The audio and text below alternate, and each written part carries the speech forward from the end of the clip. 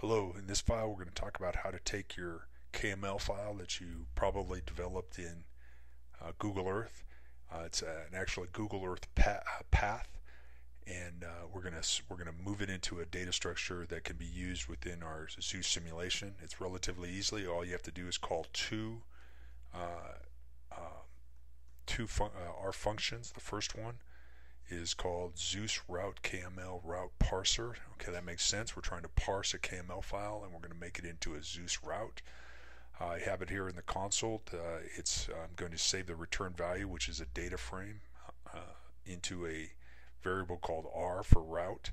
The parameters that's required is the test KML, the name of the KML file, your startup file name for your particular simulation, and then I'm also going to say call this flag true. It actually defaults to false, and what defaults to false, and what it does is until you're ready, it doesn't actually write to your attribute file. And then when you say true, it does. In this case, we actually want it to write to our attribute file.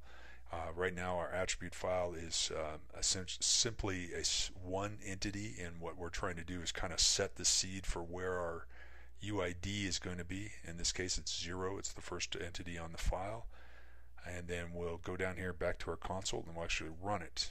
And it says appending attributes to the test. So what we'll know when we go to our test via our attributes, that actually the coordinates that were on the KML file are now turned into Zeus attributes. And here we can see our ZP1 is UID of 1.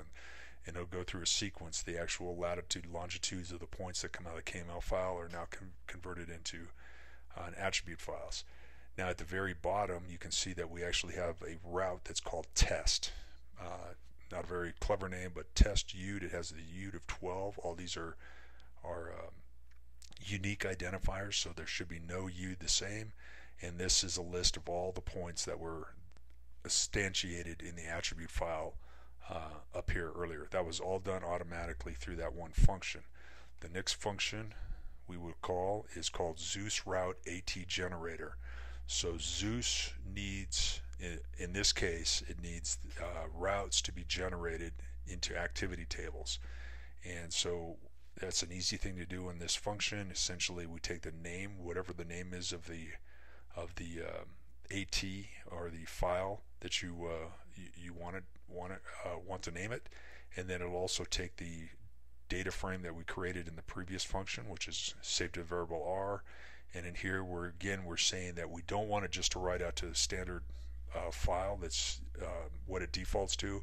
We want it to actually build a file. So now we'll hit here down in the console and we'll say yes, and we can see that this is the data structure right here for the AT, the activity table. And down here we get a little warning that says yes, we did indeed make a new AT, and it should be found in this directory. We move over to the directory and we can see that yes, indeed it is there.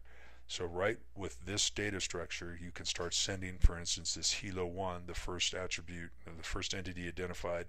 We could send this fella, if we build out the rest of the attributes associated with Hilo, and send him down this route, and it would fly down the route, turn to the bearing, just execute accordingly.